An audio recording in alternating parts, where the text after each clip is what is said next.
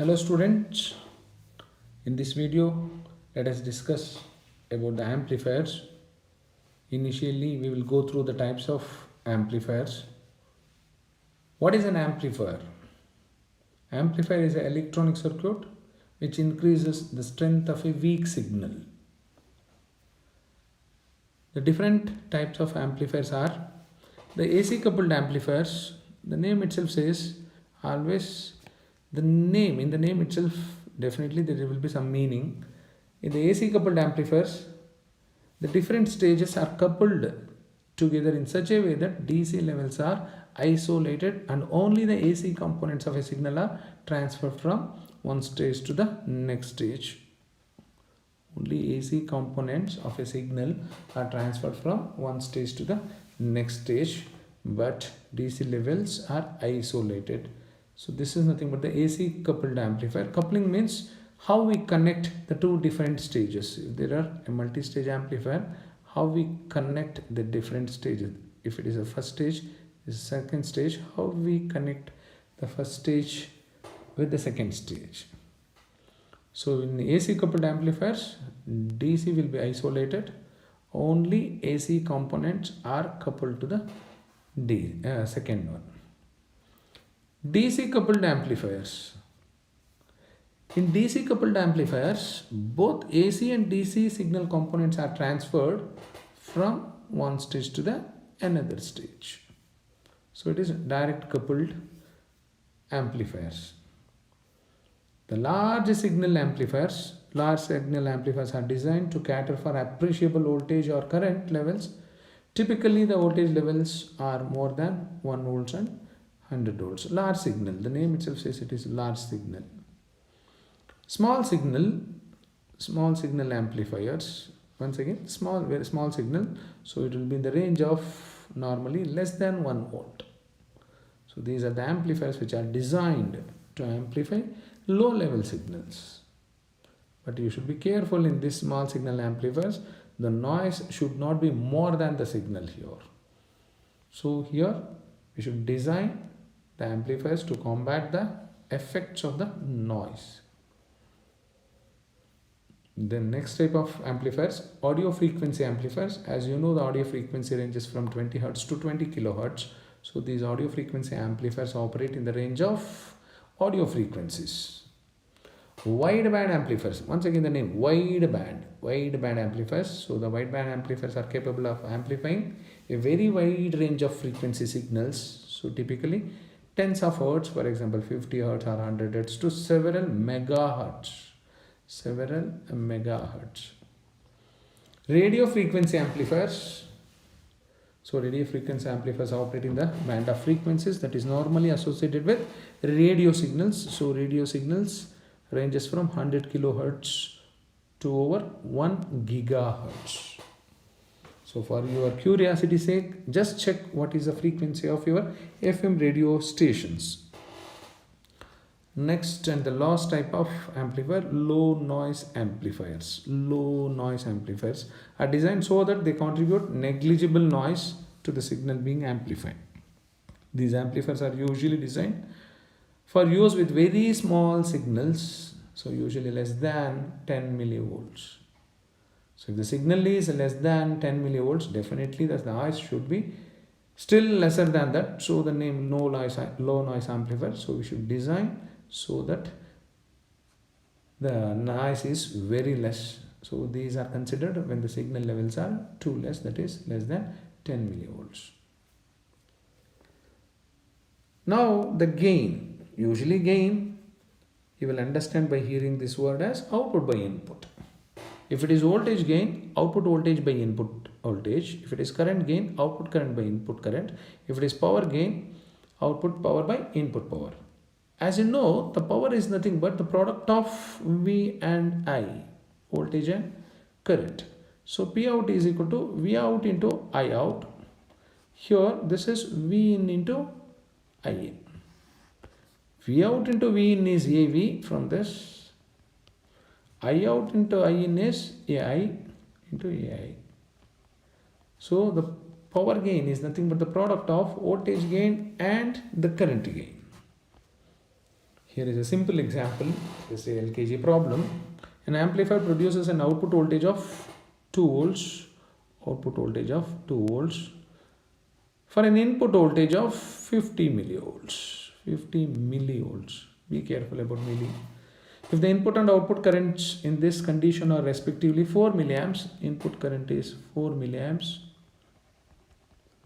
output current is 200 milliamps. Determine the voltage gain, current gain and power gain.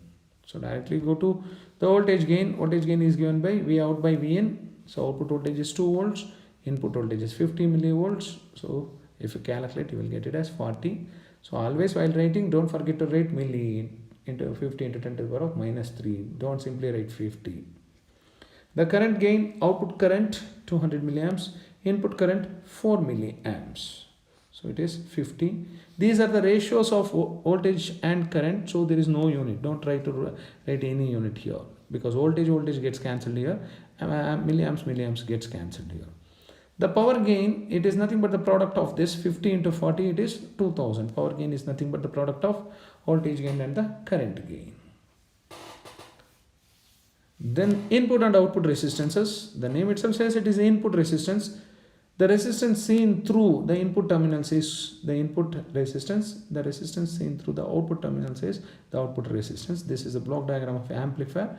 Here these are the two input terminals. These are the two output terminals. Usually the input resistance is purely resistive. Input resistance is the ratio of input voltage to the input current. It is the ratio of input voltage to the input current. Definitely the unit will be ohms. And usually it is resistive, but in some cases, due to the stray capacitances, we call it as the input impedance. Here it is Ri, input resistance, input impedance, Zi. Output resistance is the ratio of open circuit output voltage here to the short circuit output current I0. So V0 by I0 will give you the output resistance. Once again, normally it is purely resistive. In some cases, there may be some inductance or capacitance, so it becomes output impedance, that is Z0. Frequency response, how the gain changes for the different frequencies, the response to different frequencies. So on the x-axis we plot the frequency, on the y-axis the gain. Here if you observe, this frequency scale is logarithm scale. So this sheet is called as a semi-log sheet, where x-axis is logarithm but y-axis is a linear scale. Why we go for the logarithm scale? Because we need wide range of frequencies, right from 1 Hertz to 1 gigahertz it is plotted here. So better to go for the logarithm scale. Just Google through for semi-log sheets. You can see how it looks. So here for different amplifiers, the frequency response is plotted. So let us first go to the audio frequency amplifier frequency response is this.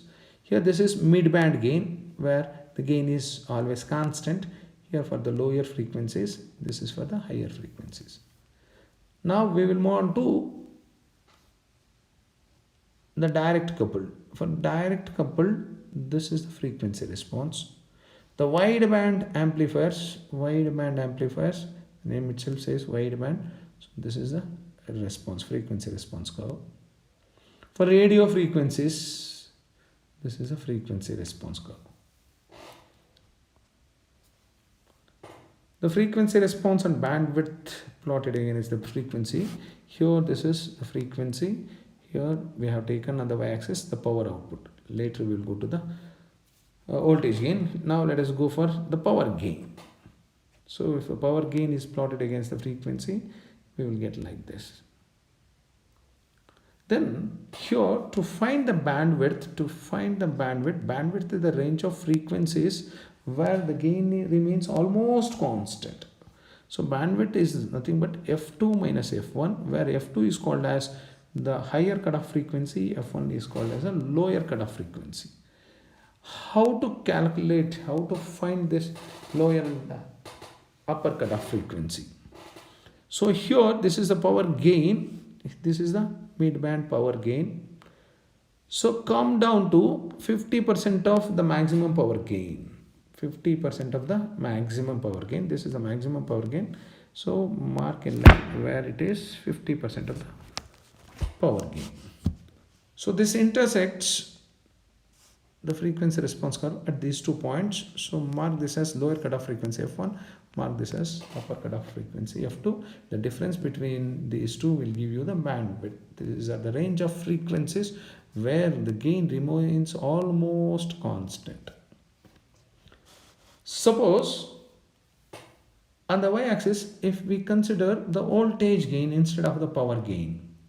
So this is the curve, this is the curve. Then we need to find out the lower cutoff frequency and upper cutoff frequency for this. So this is the mid-band voltage gain. If it is voltage gain, then take 0.707 of the maximum voltage gain, 70.7% of the maximum gain, or 1 by root 2 times the maximum voltage gain, or 0.707 into AV max. So you will get a line here which intersects here and here. So mark the 2 points, upper cutoff frequency, lower cutoff frequency. F2 minus F1 will give you the bandwidth. Bandwidth is nothing but the range of frequencies where the gain remains almost constant. Here is a simple example. Determine the mid-band voltage gain and upper and lower cutoff frequencies for the amplifier whose frequency range is shown. Here on the y-axis voltage gain is there. So here is a mid-band voltage gain. So here it is 35 because it's between 30 and 40. So 35. So 0.707 into 35, it comes around 24.7. So mark a line 24.7. So here this is F1, this is F2. So if you plot it on a graph sheet, definitely you will come to know F1 is 57 Hertz, F2 is 590 Hertz. So difference between this F1 and F2 will give you the bandwidth.